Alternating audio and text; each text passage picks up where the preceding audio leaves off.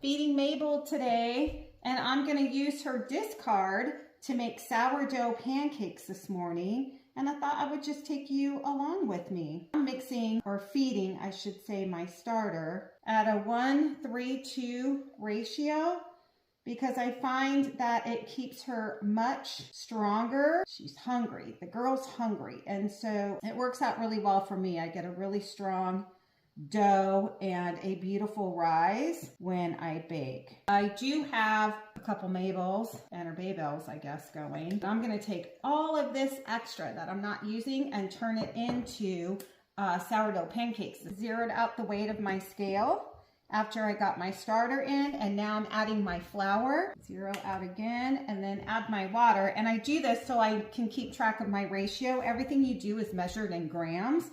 And so having a scale is very important. A lot of people just like eyeball it, but I appreciate like the organized and precision of this process. And I'm just gonna mix her up, kind of work in all 3 ingredients. That's it. Sourdough's 3 ingredients. But it really all comes down to how strong and happy your starter is. That is a direct correlation to how successful you're gonna be when baking.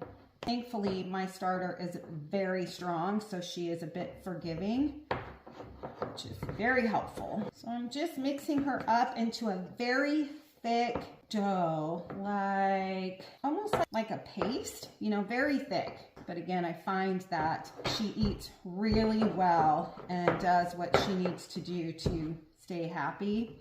So I do have a couple going because I like baking multiple loaves at one time, and I am just starting to use the discard in my baking. And so this is going to be the first time that I do pancakes. I'm pretty excited about that. We typically do pancakes for Sunday morning breakfast after we feed everybody outside.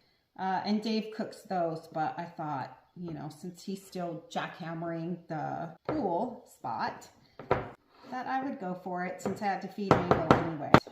All right. So both of my starters are fed. Just gonna take the rubber band off the old one and put it on the new one. And I do this so that I can keep track and know when she triples, then she's ready to bake with. Because I feed this heavy rotation, it takes longer for her to rise because she just eats and eats, which is absolutely awesome and works really well for my busy schedule. All right, so both of my starters are ready. I'm just gonna stick them out of the way and let them do their thing all day.